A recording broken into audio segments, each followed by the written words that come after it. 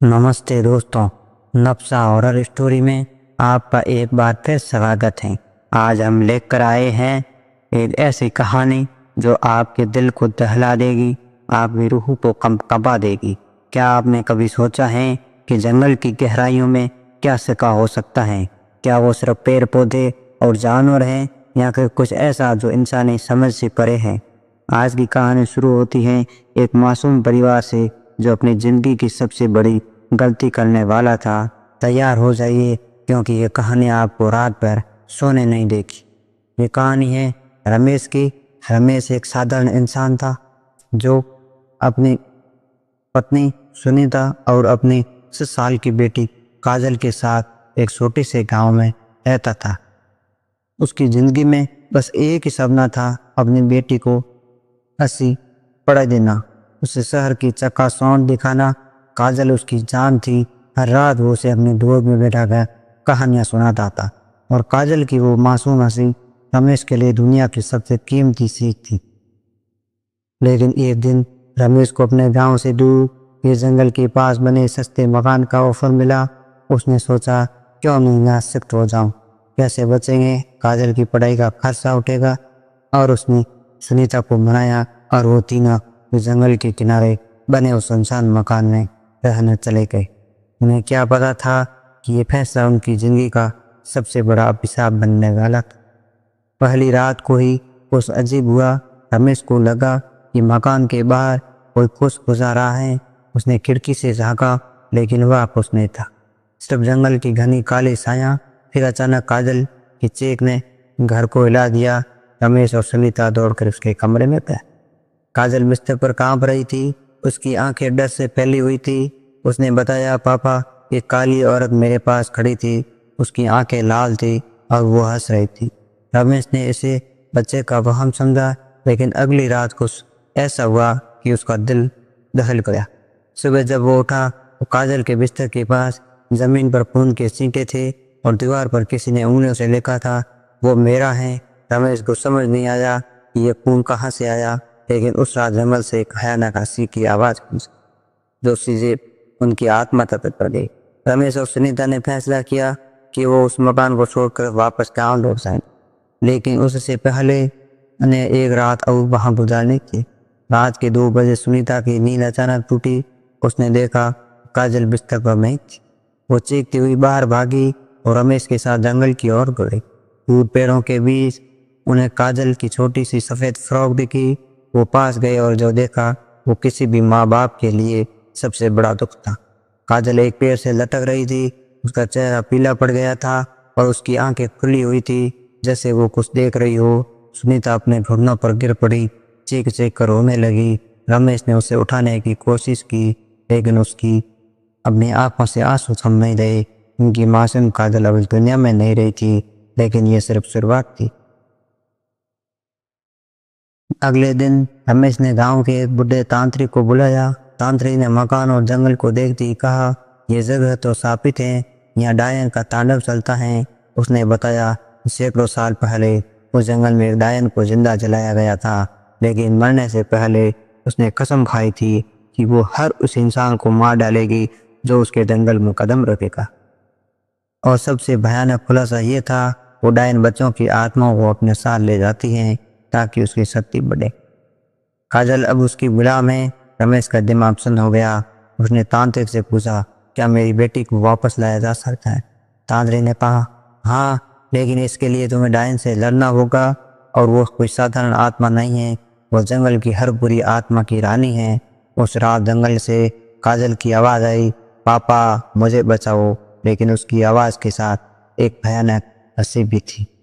रमेश ने ठान लिया वो अपनी बेटी को वापस लाएगा, चाहे उसके लिए उसे अपनी जान ही क्यों न देनी पड़े। तांत्रिक ने उसे एक पुरानी किताब दी और कहा, इसमें डायन को हराने का तरीका लिखा है, लेकिन सावधान, एक गलती और तुम भी उसकी गुलामी में चले जाओगी। रमेश ने किताब खोली। उसमें एक नक्शा था, जंगल के बीचों बीच एक गुफा का। तांत्रिक ने चेतावनी दी, वहाँ कुछ ऐसा छिपा है जो डायन की ताकत का राज है, लेकिन वो क्या है ये कोई नहीं जानता था।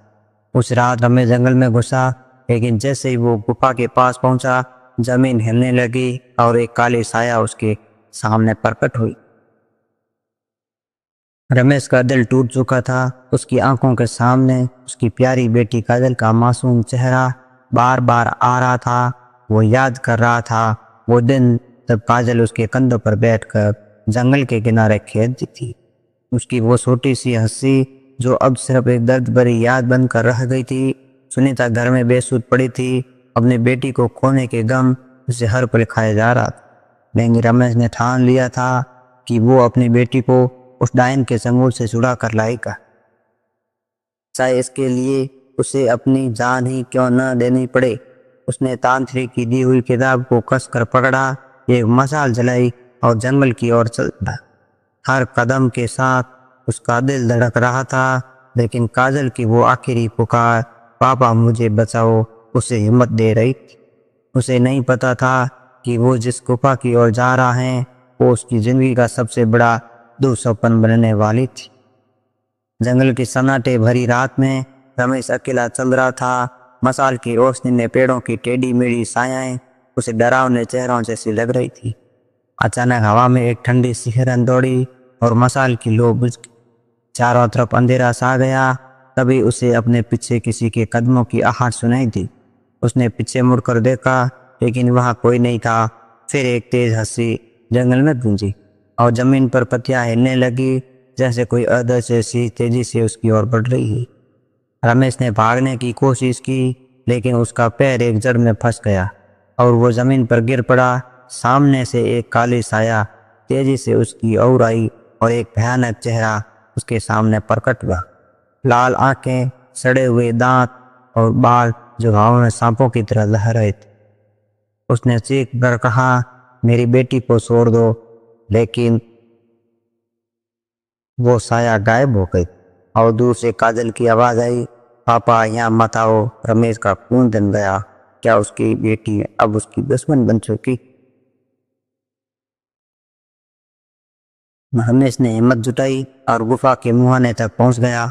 अंदर का अंधेरा इतना गहरा था कि उसकी मशाल की रोशनी भी उसे भेद नहीं पा रही थी। उसे काजल का नाम पुकारा और उसकी आवाज गुफा में गूंजने लगी। तब गुफा के अंदर से एक छोटी सी आकृति धीरे धीरे बाहर आई। वो काजल थी। उसकी सफेद फ्रॉक गंदी और फटी हुई थी। उसकी आंखें लाल थी और चेहरा भावहीन था। रमेश की आंखें भर आई। वो दौड़कर अपनी बेटी को गले लगाने गया, लेकिन जैसे ही उसने छुआ, काजल ने कहा, शरीर ठंडा और बेजान लगा। उसने धीरे से कहा, पापा अब मैं यहाँ की हूँ, तुम यहाँ से चले जाओ। रमेश के दो पैरों तले जमीन से गई। उसने काजल को हिलाया, चीखा, नहीं तू मेरी बेटी है, मैं तुझे वापस ले जाऊंगा। लेकिन काजल की आंखों से काले आंसू बहने लगे। अब वो धीरे धीरे गुफा के अंधेरे में गायब हो गई।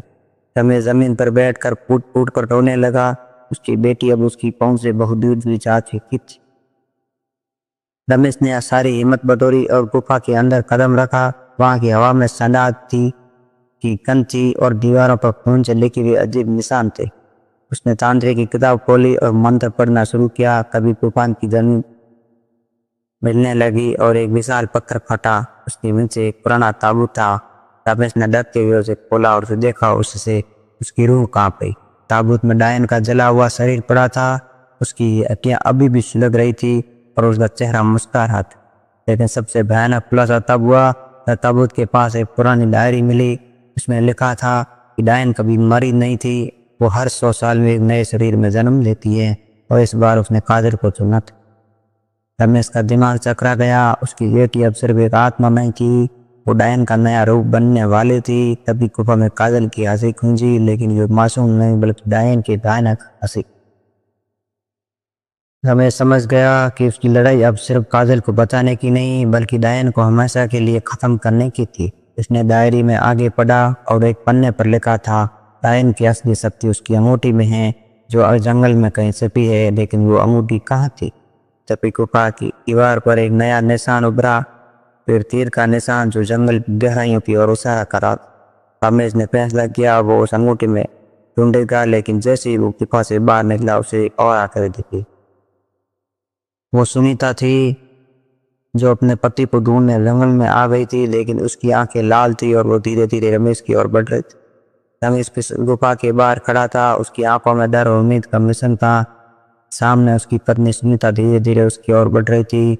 उसकी आंखें लाल थी और उसका चेहरा भावहीन था। रमेश ने उसे पुकारा, सुनीता तुम्हें क्या हो गया? लेकिन जवाब में सिर्फ एक ठंडी हंसी आई। तभी अचानक हवा में तेज रोशनी चमकी। गुफा के पास एक पुराना पीपल का पेड़ था। इसकी जड़ों से एक सफेद आकृति प्रकट हुई। वो एक बुजुर्ग महिला थी जिसके चेहरे पर शांति थी। उसने कहा, रमेश मैं इस जंगल की रक्षक आत्मा हूँ। डायन ने मुझे सैकड़ों साल पहले कैद कर दिया था, लेकिन तुम्हारी बेटी की मासूमियत ने मुझे आज़ाद किया। रमेश की आंखों में आंसू आ गए। उसने पूछा, क्या मेरी काजल अभी जिंदा है? रक्षक आत्मा ने कहा, हाँ, लेकिन उसे बचाने के लिए तुम्हें डायन की अंगूठी ढूंढनी होगी। ये एक चमत्कार था जो रमेश को एक नई उम्मीद दे गया। रमेश ने रक्षक आत्मा के बताए निशान का पीछा किया। तीर का चिन्ह उसी जंगल की गहराई की काले तालाब के पास देखे। तालाब का पानी इतना काला था उसमें कुछ दिखाई नहीं दे रहा था। रक्षक आत्मा ने कहा, अंगूठी तालाब की तह में है, लेकिन सावधान, वह डायन के सबसे खतरनाक शक्तियां इंतजार कर रही है। रमेश ने हिम्मत जुटाई और तालाब में छलांग लगा दी। पानी ठंडा और चिपचिपा था, जैसे कोई उसे नीचे खींच रहा हो। अचानक पानी में सैकड़ों काली सायाएं उभरी। उनके चेहरे सड़े हुए थे और उनकी आंखें काली थी। वो चीख रही थी, तू यहाँ से जिंदा नहीं जाएगा। एक साया ने रमेश का गला पकड़ लिया और उसे नीचे खींचने लगी। उसकी सांसें रुकने लगी, लेकिन तभी उसे तालाब की तह में चमकती अंगूठी दिखी। उसने पूरी ताकत लगाकर उसे पकड़ लिया और पानी से बाहर निकला, लेकिन पीछे से एक भयानक हंसी गूंजी। डायन आ चुकी थी। रमेश तालाब के किनारे हाँफ रहा था। अंगूठी उसके हाथ में थी। सामने डायन खड़ी थी।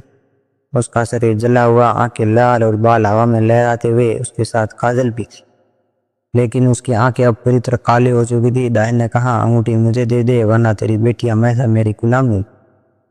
रमेश की आंखों में आंसू बहने लगे। उसने काजल को देखा और कहा, तुझे कभी नहीं छोड़ूंगा। तभी रक्षक हाथ में फिर प्रकट हुई। उसने अंगूठी कर एक मंत्र पड़ा।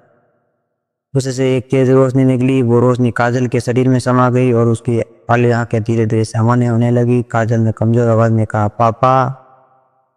और रमेश की ओर बढ़ी। रमेश ने उसे गले लगा लिया और दोनों रोने लगे। ये एक चमत्कार था। उसकी बेटी वापस आ ही गई थी, लेकिन डायन चीख रही थी, तुम्हारी जीत नहीं है। डायन का शरीर हवा में उठा और उसने एक भयानक उड़ान कर लिया। उसका चेहरा अब सैकड़ों मृत आत्माओं का मिश्रण बन गया था। हर चेहरे चीख पे था और उसकी शक्ति जंगल को हिला रही थी। रक्षक आत्मा ने कहा, अंगूठी उसकी शक्ति का स्रोत थी, लेकिन उसकी असली ताकत उन आत्माओं में है जिन्हें उसने कैद किया। रमेश को एक भयानक सच्चाई पता चली। उन आत्माओं में सुनीता भी थी। डायन ने सुनीता को पहले ही अपने वश में कर लिया था और वो अब उसकी सेना का हिस्सा थी। रमेश ने चीख कर कहा, सुनीता को छोड़ दो। रक्षक आत्मा ने अंगूठी पर तोड़ा और उससे एक तेज विस्फोट हुआ। डायन का शरीर जलने लगा और सैकड़ों आत्माएं आज़ाद होकर हवा में गायब होते लगी। फिर सुनीता की आत्मा रमेश के सामने रुकी। उसने कहा, मुझे माफ कर दो, मैं तुम्हें बचा नहीं पाई। यह खुलासा रमेश के लिए असहनीय था। उसने अपनी पत्नी को हमेशा के लिए खो दिया। डायन की चीखें धीरे धीरे थम गई। उसका शरीर शाख बनकर बिखर गया। जंगल में सन्नाटा छा गया। रमेश अपनी बेटी काजल को गोद में लिए उस मकान की ओर लौटा। रक्षक आत्मा ने आखिरी बार कहा, तुम्हारी हिम्मत और प्यार ने इस अभिशाप को खत्म किया। नेता की आत्मा भी एक आखिरी मुस्कान के साथ गायब हो गई। रमेश और काजल गांव वापस लौट आए, लेकिन उनकी जिंदगी अब पहले जैसी नहीं थी। हर रात रमेश काजल को गले लगाकर सोता, ये डरते हुए कि कहीं वो फिर न खो जाए। इस कहानी का सबक ये है दोस्तों, लालच और अनजान जगहों की चाहत हमें कभी कभी ऐसी राह पर ले जाती हैं जहाँ हमें से लौटना मुश्किल हो जाता है। अपने परिवार को संभालो, उनकी कीमत समझो, क्योंकि एक बार जो चला जाता है वो शायद फिर वापस ना जाए। ये कहानी यही खत्म होती है, लेकिन इसका डर और संदेश आपके दिल में हमेशा रहेगा। तो दोस्तों, ये थी डायन का तांडव की आखिरी कहानी कड़ी। और अगर आपको ये कहानी पसंद आई तो लाइक करें, कमेंट में हमें राय बताएं और चैनल को सब्सक्राइब करें। नई कहानियों के साथ फिर मिलेंगे। नमस्ते।